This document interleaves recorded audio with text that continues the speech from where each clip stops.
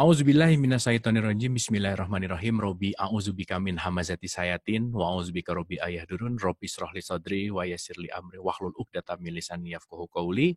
Assalamualaikum warahmatullahi wabarakatuh. Salam sejahtera untuk kita semua. Kembali lagi di Inner Heart Talk.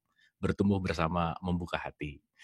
Seperti biasa kita akan berbincang-bincang lagi sama Mas Sony Wicaksono. Aku langsung tanya dulu nih, gimana kabar hari ini? Gimana Mas kabarnya hari ini? Baik, alhamdulillah. Oke, baik ya, alhamdulillah ya. Iya. Oke. New normal nih Mas, gimana nih new normal nih? Iya ya, hari ini restoran udah pada buka. Oke, udah pada buka ya? Udah pada buka, tapi jadi dikasih jeda-jeda gitu. Jadi nggak semua meja dipenuhin. Oke. Ya jadi gitu. Jadi ya at least udah bisa main lah ya Mas ya. Saya bingung, tapi nanti kalau restoran Padang gimana ya? Ya kan makanan ditaruh di ini lagi, nanti ditaruh lagi gitu. Itu kayaknya harusnya berubah ya. Kayaknya nanti ada sistem baru Mas. Kayaknya ada sistem baru. Harusnya berubah, kalau nggak orang jadi bingung tuh makan di restoran Padang. Ya udah, pokoknya buat pemirsa kita, welcome to the new normal. Jadi ya new normal kan memang harus terjadi ya, karena kita harus jadi new self terus, harus ya membaharu lah. Nah, berbicara new normal Mas, kira-kira kita mau bahas apa nih hari ini? Saya mungkin mau bahas tentang tentang bumi dan langit. Apa sih maksudnya bumi dan langit di Al-Quran itu gitu?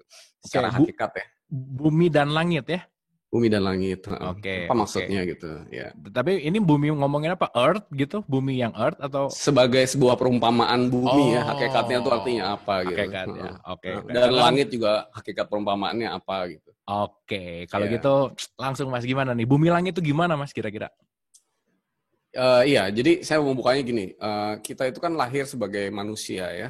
Allah memberi kita tuh instrumen badan fisik yang pusat kesadarannya itu namanya otak ya kan. Oke. Nah, otak ini berfungsi untuk kita berpikir, untuk hidup, untuk bekerja, mengkoordinasi semua fungsi-fungsi di dalam tubuh gitu kan. Oke. Nah itu. Tapi Allah juga memberikan kita instrumen yang lain, yaitu hati. Gitu. Hati nurani, ada jiwa, untuk membantu kita, diri kita yang sejati, atau kita udah belajar di edisi Idul Fitri itu adalah roh ya. Dalam memberi petunjuk, membimbing kita di jalan cahaya. Kemarin juga kita bahas tentang jalan cahaya itu kan, mencapai tujuan hidup sejati ya. Kita juga bahas kemarin tujuan hidup, kembali ke bersama Allah selama-lamanya. Nah, kenapa sih petunjuk Allah itu nggak turun ke otak gitu? Kenapa turunnya ke hati gitu ya? Nah, jadi pertama sebabnya itu karena otak kita tuh terbatas, ya kan? Memorinya terbatas. Kita dilahirkan sebagai bayi sampai dengan sekarang, itu yang diingat dari bayi sampai sekarang itu sangat sedikit gitu. Lebih banyak yang lupa kan daripada yang ingat. Iya. Jadi sebenarnya lupa tuh tapi berkah juga. Katanya kalau orang itu nggak pernah lupa setiap saat dari umur bayi sampai umur 14 tahun, dia langsung gila tuh. Ya iyalah Mas, kebayang tiap hari ingat terus gitu. Jadi otak tuh terbatas memorinya, jadi gampang overload. Oke. Jadi berpikir dikit aja tuh berat gitu. Nah masalahnya kalau kita tuh biasa menempatkan masalah atau beban itu di otak, maka kita tuh akan cepat stres dan lama-lama tuh tertekan gitu, depresi. Nah petunjuk Allah itu nggak mungkin turun ke otak karena otak tuh terbatas. Dan otak tuh bisa meledak loh kalau diturunin petunjuk Allah kayak begitu yang tidak terbatas kan. Oke. Iya. Nah yang kedua, otak itu terikat kepada dimensi ruang, waktu, dan tempat gitu. Misalnya dimensi ruang, kita tuh nggak bisa tahu apa yang terjadi di ruang sebelah yang tertutup gitu kan. Dimensi waktu, kita tuh nggak bisa tahu apa yang terjadi besok hari, karena pakai otak semua ya. Dimensi tempat, kita nggak bisa tahu apa yang terjadi di tempat yang lain gitu kira-kira. Nah, jadi kita bisa taunya kan dari media ya. Jadi petunjuk Allah tuh nggak mungkin turun ke sesuatu yang dibatasi oleh dimensi-dimensi itu gitu. Itu yang kedua. Nah, yang ketiga, otak itu juga berpikir atas apa yang diketahui sebelumnya atau ada pengalaman empirik sebelumnya. Empirik itu apa yang sudah terjadi ya. Oke. Nah, kalau dia bilang itu empirik, maka dibilang masuk akal gitu. Padahal petunjuk Allah itu pasti tidak empirik karena sesuatu yang disebut sebagai goib. Goib itu artinya sesuatu yang belum diketahui. Oke. belum ada pengalaman atau informasi empirik sebelumnya. Jadi nggak mungkin itu turun juga ke otak karena alasan itu.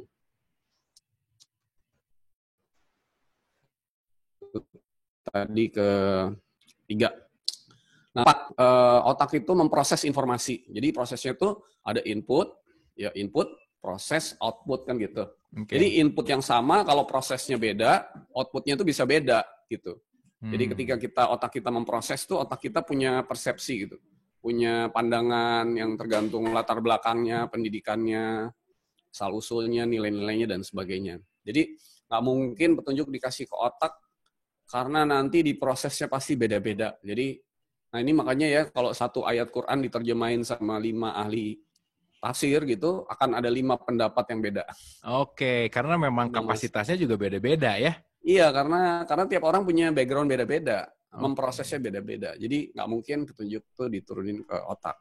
Oke. Nah yang lain tuh juga tadi ke berapa? Ke-4. Sekarang ke-5 ya. Otak itu berbeda-beda sejak dilahirkan. Karena kan ada orang yang gizinya bagus ya. Oke. Jadi otaknya bisa cerdas. Tapi ada juga yang gizinya misalnya buruk, otaknya nggak cerdas. Misalnya ada orang yang stunting gitu. Padahal kan petunjuk Allah bukan cuma ke orang yang cerdas atau pinter, tapi ke semua manusia. Jadi nggak mungkin petunjuk Allah tuh diturunkan ke otak manusia yang beda-beda kualitasnya gitu kira-kira. Oke. Nah, jadi coba kita belajar lagi di Al-Quran.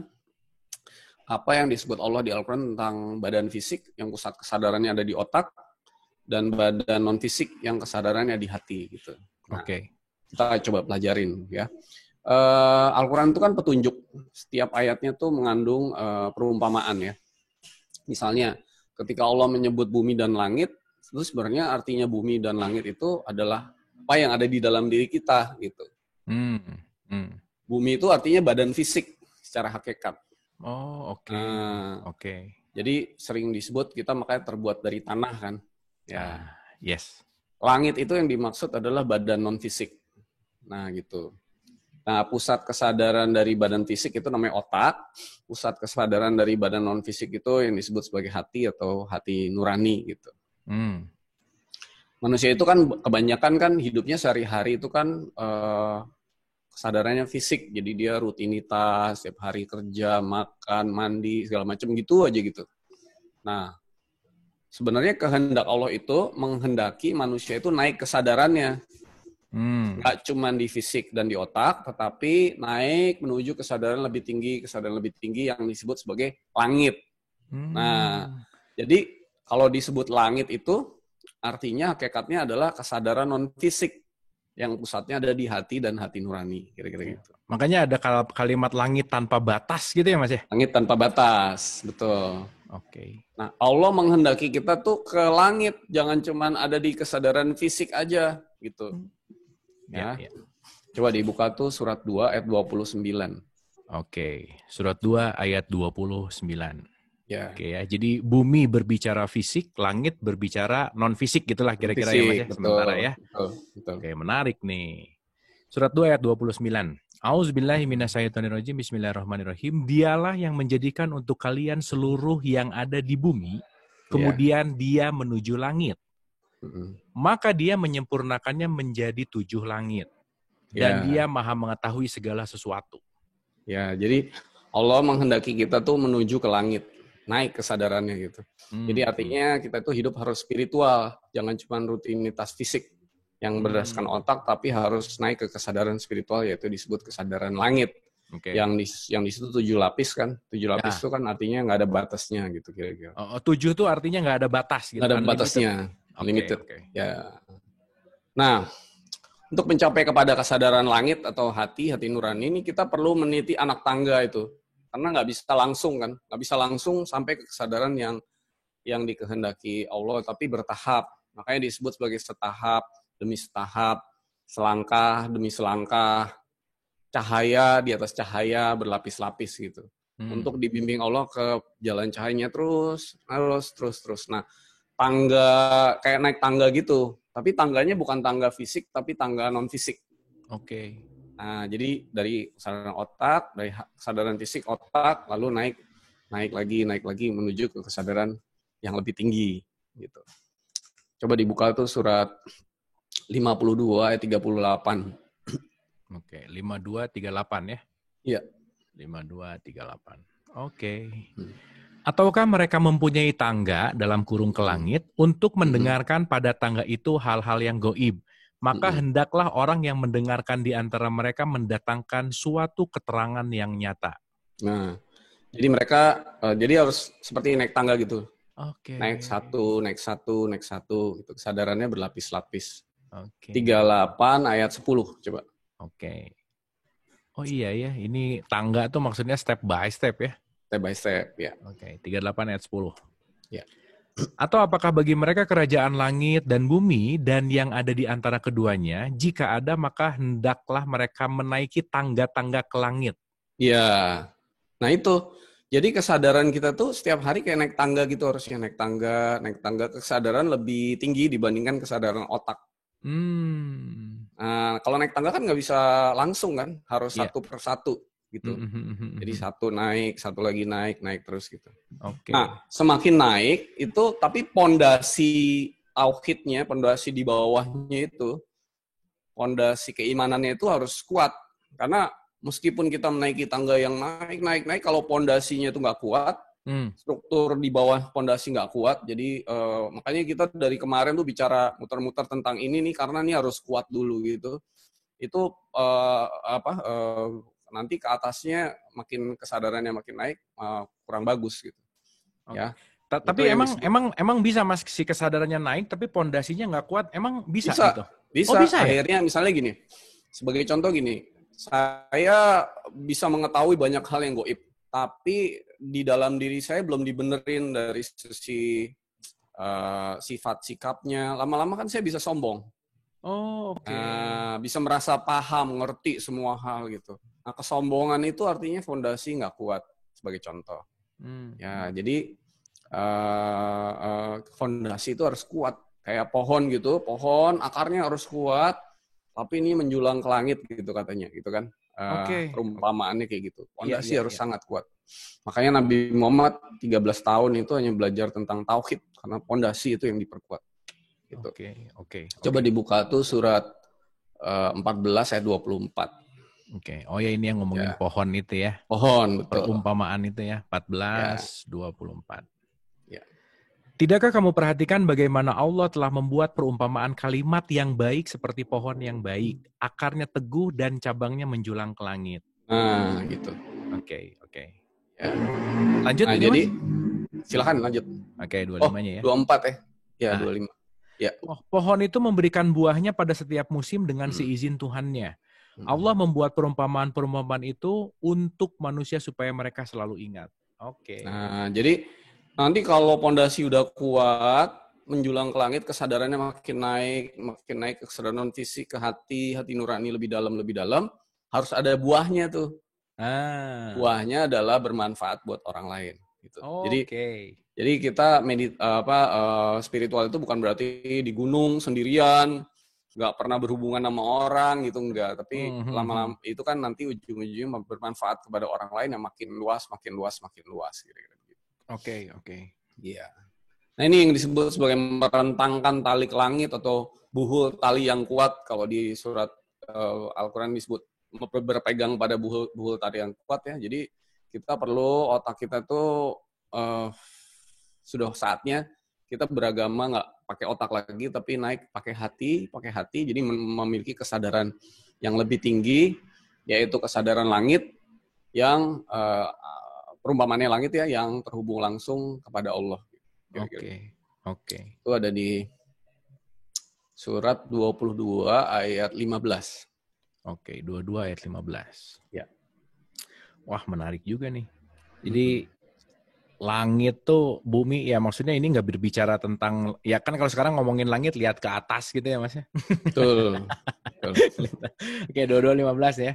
Barang siapa yang menyangka bahwa Allah sekali-kali tiada menolongnya di dunia dan di akhirat, maka hendaklah ia merentangkan tali ke langit. Kemudian hendaklah ia melaluinya, kemudian hendaklah ia pikirkan apakah tipu dayanya itu dapat melenyapkannya apa yang menyakitkan hatinya. Oke, Mas. Ya. Sebenarnya bukan tipu daya, tapi adalah ini ya, kehendak. Ya, jadi kalau kita itu merentangkan tali ke langit, artinya kita terhubung dengan kesadaran yang lebih tinggi, itu kita bisa dibantu oleh Allah untuk ditolong. Oke. Nah, nanti dalam segala hal, karena itu kan bicara tentang non-fisik yang namanya hati dan hati nurani kan. Jadi itu dalam segala hal itu nanti berkat, rezeki, pernah dengar nggak rezeki turun dari langit? Gitu. Oke. Ya. Itu artinya itu pusat berkat, kasih sayang, semua itu turunnya dari non-fisik. Kalau kita punya hati terbuka, bisa dikasih sayang Allah itu bisa turun, seperti hujan yang tercurah begitu, wah itu berarti sudah bisa membuka pintu langit itu gitu kira-kira. Oke. Jadi coba nanti kita bahas lagi ya. Tapi jadi kesadaran non fisik tuh kalau di Al-Qur'an perumpamannya adalah langit, kesadaran fisik itu perumpamaan di Al-Qur'an adalah bumi. Nah, tadi kita bicara langit kan. Iya. Sekarang kita bicara bumi gitu. Nah, coba kita lihat lagi. Bumi itu sebenarnya adalah perumpamaan dari badan fisik, ya kan? Oke. Nah, bumi itu kan punya puncak-puncak tertinggi. Jadi kalau bumi kan topografinya kan beda-beda.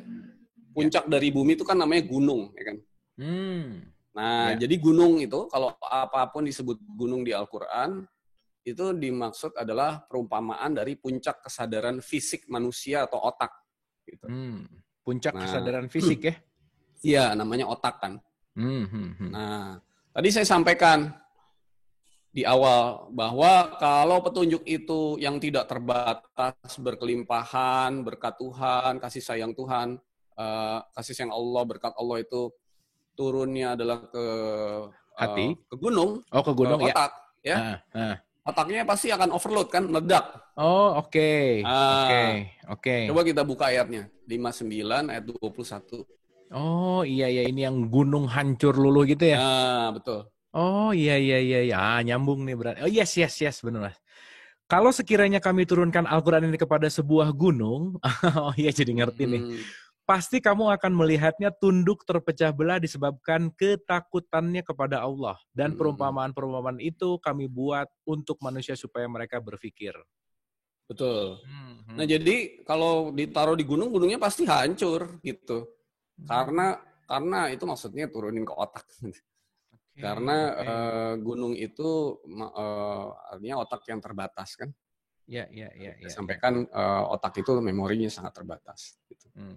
Nah misalnya lagi, kalau petunjuk yang isinya kebenaran atau amanat dari Allah itu diturunkan ke otak, yang memproses sesuatu, misalnya ini ada input, diproses, ditambahin persepsi, konsep, segala macam dari dia, maka otak itu tidak akan amanah dalam menerima kebenaran yang sebenarnya. Dia pasti nggak bisa terima yang murni gitu. Nah, atau juga karena otak itu bisa dibisikin sama yang dari luar. Makanya nanti kita bicara bahwa otak itu bisa dipengaruhi bisikan dari mana-mana loh, termasuk dari setan gitu. Oke. Ya, tapi hati enggak, karena hati itu preserve, dijaga oleh Allah. Nah, ntar kita coba diskusi kalau ada waktu. Dijaga itu maksudnya apa? Dijaga. Nggak ada makhluk lain yang bisa mengakses. Gitu. Coba ya kita buka ya. Surat 33 ayat 72. Kalau nanti kaitannya sama yuwaswisu fi sudurinas yang membisikan-bisikan itu gimana, Mas? Nah, nanti bentuknya bukan bisikan. Mungkin nanti di next episode kita bahas. Oke. Kita banyak utang episode nih, Mas. Next terus.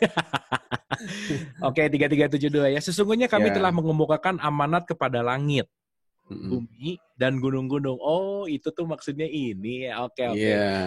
Maka semuanya enggan untuk memikul amanat itu. Dulu sih ngertinya bahwa Allah nanya dulu ke langit. Langit mau nggak? Bumi mau nggak? Gunung mau nggak? Gitu, Mas. Oke. Dan mereka khawatir akan mengkhianatinya. Dan dipikulah amanat itu oleh, ini manusia ya? Ini oleh insan. Insan, oke. Sesungguhnya manusia itu amat zalim dan amat bodoh. Ini perlu dijelasin agak lebih detail nih kayaknya, Mas. Gimana, Mas? Bodoh ya, yang disebut bodoh ya. Oke, nanti coba kita diskusikan itu apa yang disebut bodoh. Oke. Tapi mungkin jadi sayangnya ya, karena kebanyakan kita, saya lah ya, tuh tidak terbuka hatinya, maka ketika kita beragama pun kita tuh pakai otak, apa-apa tuh dipikirin. Jadi kita tuh tidak dapat melihat, mendengar petunjuk Allah. Kita juga tidak dapat melihat cahaya Allah. Nah, akhirnya kita juga tidak dapat berjumpa dengan Allah selama kita hidup. Karena kita selalu pakai otak beragama.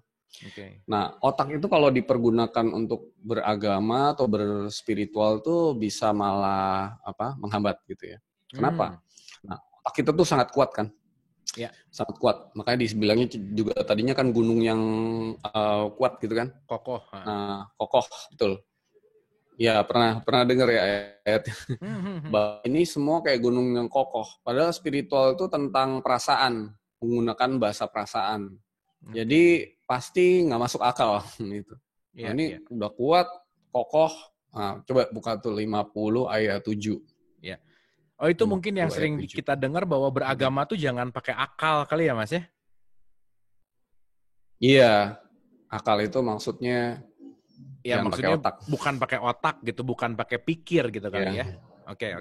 Iya, 50 ayat 7. Dan kami hamparkan bumi itu dan kami letakkan padanya gunung-gunung yang kokoh. Dan kami tumbuhkan padanya segala macam tanaman yang indah dipandang mata.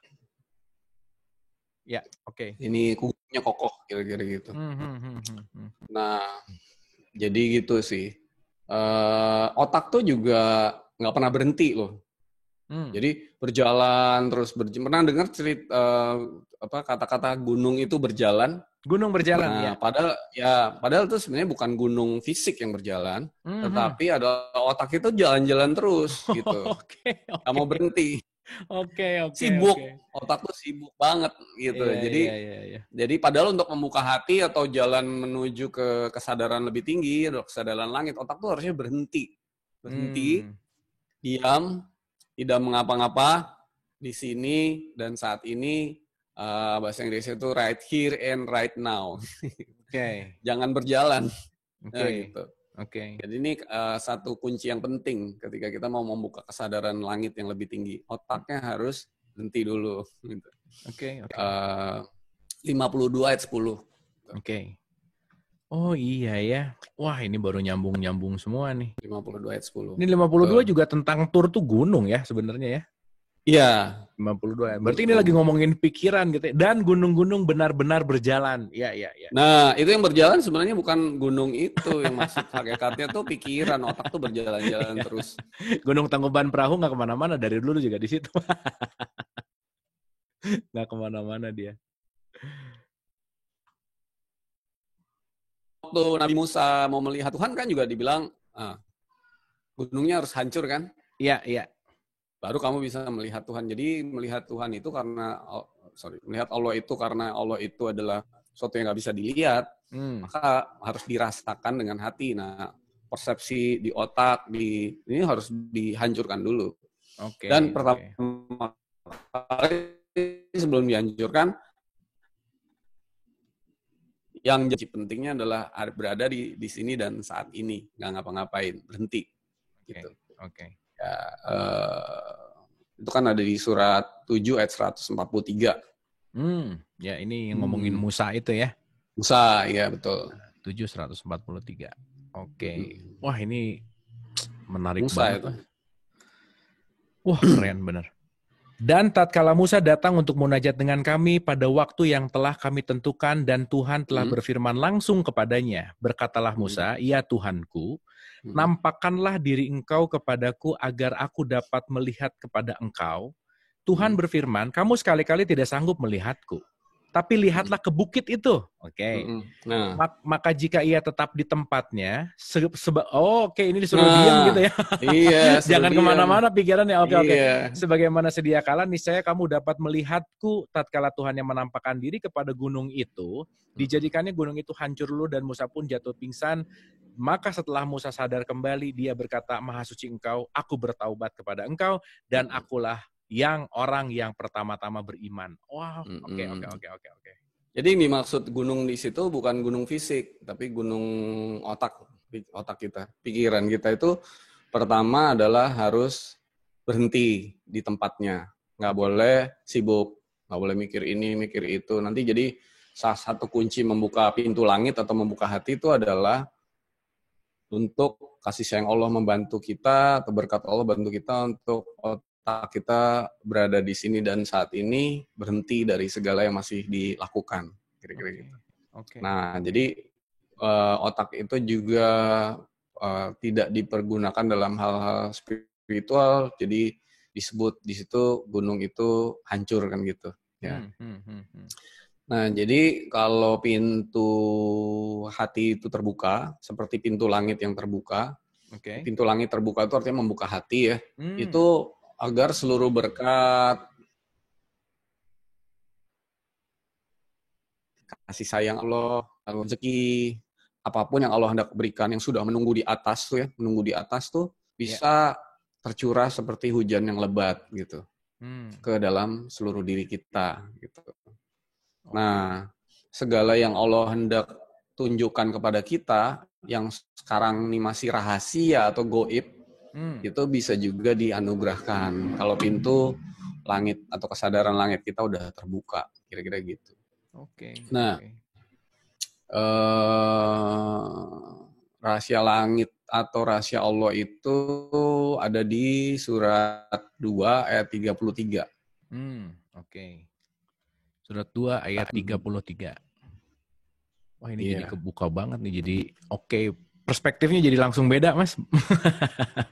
Ya, insya Allah.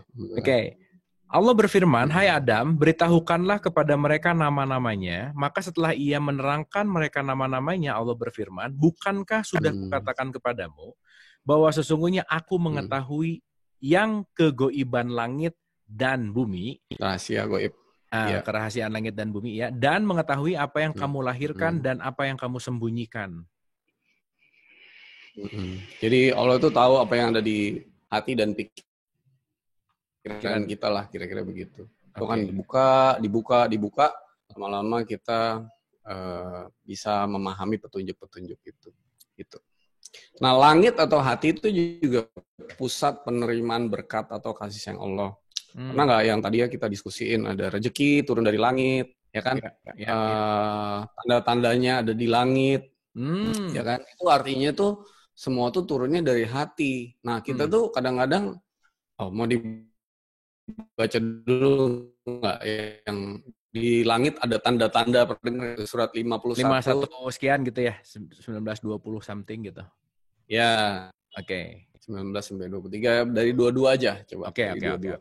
Iya, ini menarik nih. Ya. 5122 ya. Ya, dan di langit, benar Mas. Yes. Dan di langit terdapat sebab-sebab rezekimu dan terdapat pula apa yang dijanjikan kepadamu. Nah, terus? 23-nya. Maka demi Tuhan langit dan bumi, sesungguhnya yang dijanjikan itu adalah benar-benar akan terjadi seperti perkataan yang kamu ucapkan. Nah, jadi sebab-sebab rezeki itu tanda-tandanya ada di langit, artinya ada di hati. Allah kasih petunjuk kan lewat hati, bukan lewat otak. Makanya kita kadang-kadang aneh kan, tiap hari misalnya sering sholat duha gitu. Tuannya minta rezeki kan, tapi hatinya nggak dibuka.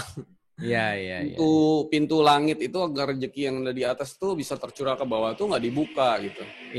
Malah doanya waktu minta rezeki itu penuh dengan keinginan, kemauan. Jadi ngatur. Ini malah nutup loh. Malah nutup ya? Malah nutup nih. Ini malah nutup rezeki. Meskipun sholat duha, tapi hatinya pengen banyak rezeki, pengen maunya ini mau itu tuh nutup. Nah, malah nutup hati. Pintu langitnya malah ketutup gitu. Padahal harusnya kalau kita tahu kunci membuka pintu langit ini, kalau kita buka hati itu justru harusnya dengan penuh kepasrahan dan keberserahan gitu. Jangan banyak mau-maunya gitu kira-kira. Makanya aku juga nggak sadar nulis buku namanya judulnya Hukum Langit nih. Mas. Oh iya itu, makanya mesti bahas. Dan ini nulis buku udah berapa tahun yang lalu. Mas, ini aku mau cerita dulu sedikit ya. Unik ya. Gini.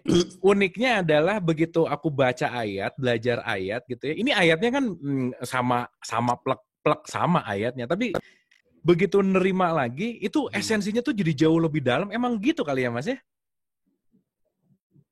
Gitu. Karena kepasrahan kita kan butuh proses. Jadi kita dapatnya juga berproses. Sebenarnya kan yang dikasih Allah kan nggak pakai proses, langsung blek gitu, blek langsung. Tapi kitanya yang menerimanya perlu proses, kepasrahannya bertahap, terbuka hatinya juga nggak langsung buk gitu, nggak, tapi dikit. Makanya tadi kan naik tangganya setahap demi setahap, menaiki anak tangga kan. Jadi karena, kesadaran juga gitu, kesadaran tuh setahap. Sejujurnya Mas, waktu aku nulis ini nggak terlalu detail ngerti gini banget, enggak gitu, tapi nulis aja gitu, yang aku ngerti tulis, yang aku ngerti tulis. Tapi setelah Mas Sony tadi bilang bahwa tentang langit panjang lebar, jadi malah oh ini buku udah ada duluan, tapi pengertiannya sekarang jadi lebih dalam gitu, dan aku menyadari bahwa selangkah demi selangkah tuh ya aku merasakan jadinya gitu. Iya. Oke. Ya makanya selangkah demi selangkah naik, jangan turun ya. Tapi mungkin turun kan Mas? Mungkin, kan dinamis. Dinamis ya. Kemarin kita udah bahas sesi sebelumnya kan dinamis. Iya. Gitu. Oke. Nah,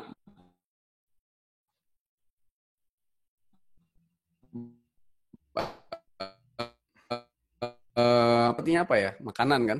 Hidangan. Ya, hidangan dari mana?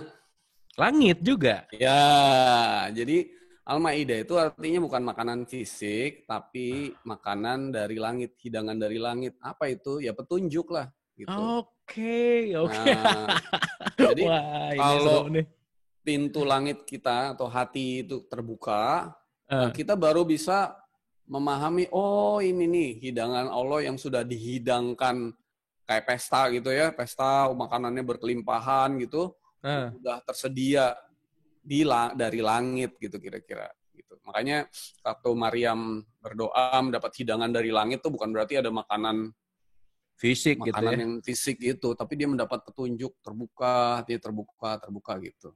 Wah, gitu. Keren. Oke. Yeah. Mantap.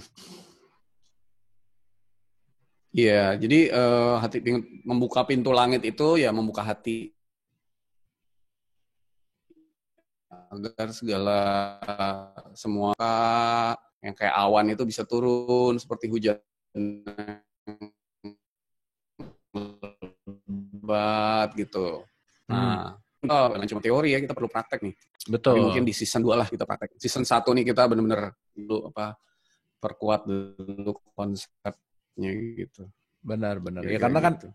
kalau ngerti ini juga jadi, ya, aku pribadi Mas dari konsep ini sih juga jadi ngebuka sesuatu gitu. Itu sih yang penting juga gitu.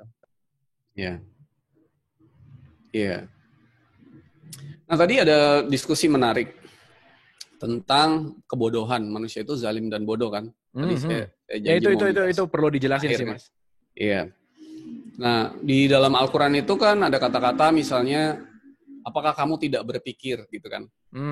Atau bahasa Arabnya misalnya mempergunakan akal, atau afala ta'kilun. Ta'kilun, yes. Atau afala tatafakkarun. Iya. Gitu, berpikir gitu. Ini sering diterjemahkan sebagai menggunakan otak gitu. Padahal yang namanya afala ta'kilun, afala tatafakkarun itu bukan menggunakan otak, tapi menggunakan akal. Oke. Itu otak sama akal itu beda. Gitu. Nah, apa itu akal? Akal itu adalah pusat kesadaran manusia. Oke, akal itu pusat kesadaran ya? Ya. Oke. Nah, badan fisik kita ini akalnya atau pusat kesadarannya adalah otak. Oke. Tapi badan fisik ini adalah otak itu adalah pusat kesadaran yang paling rendah. Ada yang lebih tinggi lagi. Dalam bahasa Inggrisnya disebut sebagai higher consciousness, kesadaran lebih tinggi. Yaitu misalnya lebih tinggi dari otak ya, ada hati nurani, ada jiwa, ada yang lain-lain gitu ya. Nah, jadi yang dimaksud dengan Allah murka ketika kita tidak mempergunakan akal, maksudnya terutama adalah tidak mempergunakan hati gitu. Jadi kita cuma berada di bumi aja, nggak membuka pintu langit-langit itu gitu, kira-kira begitu. Ya kan? Oke. Surat berapa? 10 ayat 100. Yang tidak mempergunakan akal itu ya? Ya. Oke. Coba dibuka tuh. Ini sering banget nih buka surat ini nih. Oh, jadi bodoh tuh maksudnya ketika kita nggak ngikutin hati nurani kali ya? Intinya ke situ ya, Mas ya? Oke, Betul. oke, oke. Sayang banget gitu udah dikasih hati nurani nggak dipakai, Nggak bodoh. dipakai, nggak dibuka. Dan tidak ada seorang pun akan beriman kecuali dengan izin Allah. Oke. Dan Allah menimpakan kemurkaan kepada orang-orang yang tidak mempergunakan akalnya. Ya, tidak mempergunakan akal. Tapi itu bukan maksudnya bukan otak. Akal itu bertahap, mulai dari otak yang paling rendah, lalu hati nurani, terus lebih dalam. Jadi akal itu artinya pusat kesadaran. Dan kalau berhubungan sama Allah harusnya pusat kesadaran yang tinggi yang dipakai, jangan yang rendah gitu. Oke. By the way, abis hati nurani ada lebih dalam lagi nanti, Mas? Nanti ada. Tapi ya pelan ya. Oke. Penasaran, biasa ya penasaran. Oke. Sip. Tadi coba melengkapi ya, surat 5 ayat 100 coba dibuka. Oke. Ya. Wah, ini langit bumi aja nih perlu elaborasinya luas banget ya. Katakanlah tidak sama yang buruk dengan yang baik, meskipun banyaknya yang buruk itu menarik hatimu. Maka bertakwalah kepada Allah, hai orang-orang berakal, agar kamu mendapat keberuntungan. Nah, jadi orang berakal artinya orang yang mempunyai hati sebenarnya begitu. Jadi berakal itu bukan berarti otak. Dan kalau otak itu kan artinya kecerdasan otak ya. Ya. Misalnya gini, dulu zaman Nabi Muhammad kan ada orang namanya Abu Jahal. Tadi kan disebut. Jahal itu artinya kan kebodohan. Oh ya, jahil. Jahal ya. Jadi Abu Jahal itu bapak kebodohan. Itu bukan berarti Abu Jahal tuh secara otak bodoh, enggak. Karena dia itu kan pemimpin waktu itu. Cerdas sekali dia sebagai pemimpin. Cerdas. Tapi maksudnya Jahal bodoh itu artinya hatinya itu loh yang tidak dipakai. Oke. Zaman zaman kebodohan misalnya itu maksudnya jahiliyah gitu. Jahiliyah itu berarti bukannya nggak pakai otak tapi nggak pakai hati. Gitu. Oke. Ya. Wah, nyambungnya ke sini terus ya, masih bolak-baliknya. Iya, bolak-balik ke sini, bolak-balik sini.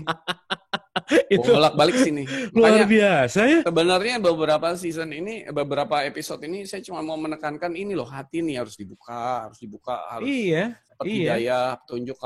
Karena kenapa kita butuh berapa episode? Ini kayak ngancurin gunung. Benar. Nah, aku jadi ingat surat 5 ayat 50 gitu, Mas. Ini kan yang mendasari aku bikin si buku ini kan hukum langit ya. Aku jadi baru ngerti banget bahwa aku bacain dikit ya, Mas ya, tolong dielaborasi sedikit nih. Ini menarik soalnya, nyambung banget. Apakah hukum jahiliyah yang mereka kehendaki? Berarti kan kalau orang yang jahil adalah dia tidak membuka hatinya untuk mengikuti kehendak Tuhan yang ada di dalam gitu ya, kira-kira kan. Betul. Dan hukum siapakah yang lebih baik daripada hukum Allah bagi orang-orang yang yakin? Nah, ini kalau dielaborasi sedikit gimana, Mas? Ya itu tadi, hukum itu kan artinya segala kehendak, peraturan Allah gitu kan. Nah, semuanya itu kan, makanya itu judulnya aja udah hukum langit kan bukunya. Itu nggak tahu, Mas. Tiba-tiba aja pengen nulis gitu, Mas. Jadi ada hukum langit, ada hukum bumi gitu kira-kira. Nah, hukum jahiliyah itu bukan berarti bodoh dalam arti misalnya ya keterbelakangan secara pengetahuan atau tingkat kecerdasan gitu. Hukum jahiliyah itu artinya hukum yang tidak berdasarkan hati nurani.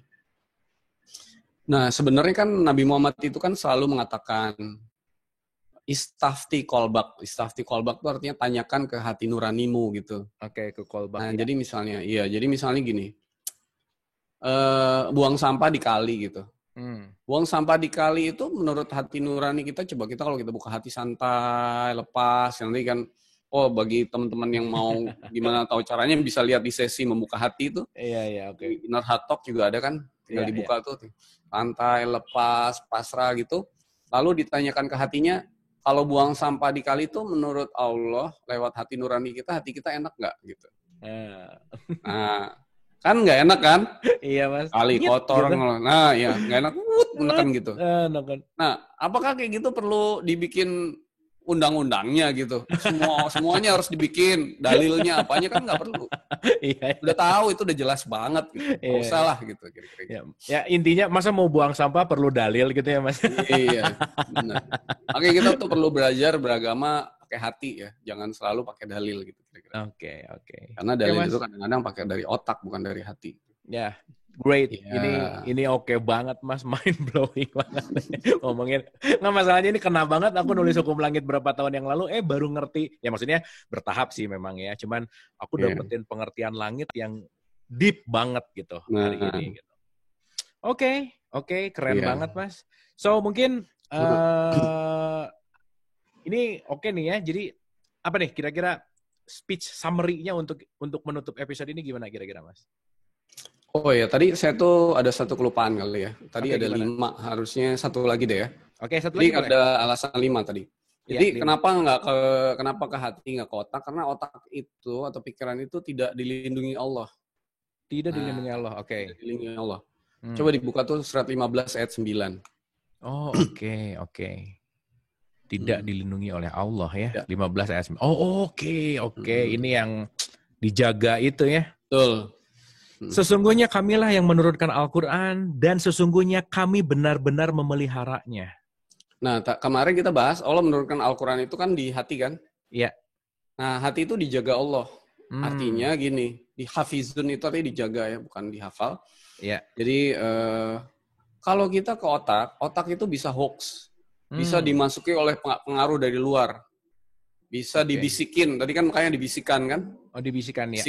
Dibisikin sama yang lain-lain gitu. Sementara hati dan hati nurani itu anugerah Allah yang tidak dapat diakses oleh siapapun juga, termasuk setan atau malaikat atau siapapun, tidak bisa mengakses hati kita. Itu yang maksudnya dijaga. Nah, hanya Allah yang bisa mengakses. Oke. Jadi kalau petunjuk itu turunnya ke otak, itu mengandung resiko. Karena ada pengaruh dari luar. Gitu. Kalau hati nggak ada. Semua kalau kebuka, terhubung langsung, ya hanya Allah yang bisa mengakses hati kita. Dengan cara membersihkannya, mengarahkannya. Kita sih bisa mengakses hati kita dengan cara mengotori. Mengotorin doang. Gitu. Oke, jadi kita cuma bisa ngotorin, tapi yang membersihkannya ya Allah gitu ya. Iya, makanya kayak dulu cerita Adam, kan dibisikin pikiran jahat, kira-kira gitu. Pikiran yang dibisikin gitu. Kan? Bukan hati gitu, ya? Kira-kira. Bukan. Oke. Nah, gitu. Jadi itu sih topik kita sore hari ini. Wah, ini asik banget Mas ngomongin si langit bumi jadi nyambung kemana. Tapi balik lagi Mas ya, aku sadari bahwa kembalinya tetap kepada hati gitu ya. Kembalinya tetap adalah bagaimana kita membuka hati gitu. Jadi ya balik lagi, hati adalah pusat komunikasi sama Allah itu sendiri. Maka aku ngerti banget kalimat bodoh tadi ya. Bodoh banget kalau saya tidak mempergunakan hati saya untuk berkomunikasi langsung gitu intinya. Gitu. Iya, kira-kira. betul. Oke Mas, nih 6 poin ini menarik banget. Oke, ada mungkin statement penutup untuk episode kali ini, Mas Sony? Nah, jadi otak tuh anugerah Allah, hati juga Allah. Jadi kita bukan berarti tidak pelak sama sekali, tetapi hati itu harusnya menjadi leader, menjadi nahkoda, menjadi yang di depan. Nah, karena petunjuk Allah itu turunnya ke hati, bukan ke otak, gitu kira-kira. Atau disebutnya dari langit, kira-kira gitu kan. Langit itu artinya hati. Jadi kita perlu membuka hati atau membuka pintu langit ini agar segala berkat, rezeki, kasih sayang Allah yang telah menunggu itu kayak awan gitu dapat tercurah seperti hujan yang lebat ke dalam diri kita gitu. Nah, nanti kalau misalnya ini bukan cuma dalam hal spiritual, misalnya bekerja, mencari rezeki. Kita mesti ngapain, rezeki ada di mana, semua itu petunjuknya akan ke hati, otak tuh mengikuti aja gitu kira-kira. Jadi otak itu dan hati kayak tangan dan kaki, dua-duanya punya fungsi yang beda dan harus sinergi satu sama lain. Nah, jadi jangan salah kamar gitu. Jadi kaki dibuat makan, tangan dibuat jalan ya salah. Error. Gitu, iya. Gitu. Jadi hidup ini harusnya hati dan hati nurani itu menjadi leader, otak tuh jadi follower. Otak follower. Kira-kira. Iya, Jadi gitu. master controlnya ada di hati ya Mas ya? Di hati, betul. Nah, saya mau tutup sesi ini tuh dengan quote dari Einstein. Oke. Nah, intuitive mind is a sacred gift from God, gitu ya. Oke. Boleh dilihat nggak, Kang Abu, di Sebentar. search? Oke, ini. Yes. Ya. Ayo kita baca nih ya. Intuitive mind is a sacred gift. Sebenarnya harus ada kata-kata sacred gift from God atau through source gitu. Oke. And the rational mind is a faithful servant. Jadi hamba sahaya yang mengikuti dengan setia, kira-kira gitu. Oke. We have created a society that honors the servant and has forgotten the gift. Kita tuh ada di dalam satu masyarakat atau kondisi di mana telah melupakan pemberian suci itu, tapi mengikuti dan mendewakan, mengagungkan pembantunya malah gitu. Iya. Gitu. Oke. Itu justru dari Albert Einstein. Yang sucinya justru malah dilupain gitu ya. Betul. By the way Mas, ini Albert Einstein bisa bikin quotes gini berarti dia udah main langit kayaknya. Iya, Albert Einstein kan dapat satu kesadaran yang luar biasa kan, bukan di otak. Iya. Di hatinya. Iya. Jadi hukum langit itu sebetulnya Albert Einstein udah tahu kali ya. Oke, Mas Doni. Seperti biasa Mas, pembicaraan ini selalu sangat menarik, bukan hanya untuk knowledge gitu, tapi ya mudah-mudahan juga saya sendiri merasakan bahwa dengan banyak pembicara ini bahwa hatinya juga ikut terpanggil untuk selalu bisa, ya itu tadi Einstein mengatakan bahwa ini dijadikan sebagai sesuatu yang akan jadi masternya gitulah kira-kira. Oke, Mas Doni, thank you. Seperti biasa great conversation gitu ya, dan mudah-mudahan ini juga bisa menginspirasi pemirsa Inner Heart Talk kita. Dan pemirsa, ini diskusi kita tadi Mas Doni bilang nanti lagi kita akan selalu berlanjut gitulah kira-kira. Tapi balik lagi kita akan ke episode yang akan datang. Kita akan ke episode yang berikutnya. So, terima kasih. Semoga ada manfaatnya. Sampai ketemu di episode yang akan datang. Thank you. Thank you. Assalamualaikum.